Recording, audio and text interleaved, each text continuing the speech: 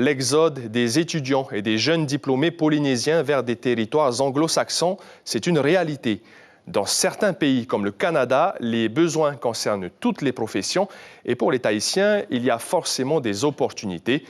En Australie aussi, ces opportunités sont nombreuses. Les précisions avec Stéphane Ratino et Patita Sabea. Un pays dont le nom porte en lui quelque part un autre rêve américain, le Canada. Autour du stand du consulat de ce pays, les jeunes Polynésiens sont à la recherche, des idées en tête et une feuille blanche pour écrire les 1000 itinéraires du possible. Études, travail, un goût de l'ailleurs pour grandir et se réaliser. Le Canada est un des leaders dans le secteur que j'étudie, dans les jeux vidéo.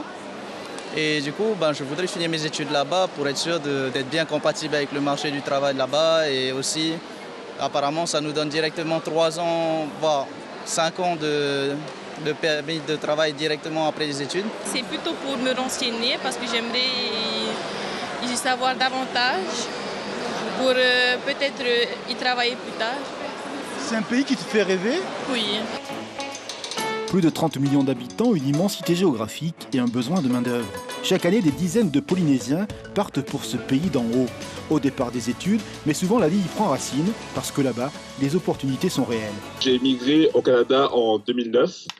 J'ai fait mes études en informatique. J'ai ouvert ma boîte puis je travaille en tant que consultant en informatique à Montréal depuis les 5-6 dernières années. Je sais qu'au Canada, c'est très facile d'ouvrir une entreprise. Toutes les professions sont recherchées. Les métiers manuels également ont des perspectives et être francophone est un avantage. Le Canada veut aussi des gens qui parlent français. On est ouvert à l'immigration, on est un pays multiculturel et accueillant. Donc, on veut qu'il y ait une mobilité comme ça pour les étudiants puis pour les travailleurs. Donc, il y a beaucoup d'opportunités. En fait, depuis la pandémie, nos offres d'emploi ont beaucoup augmenté, donc dans tous les types de qualifications.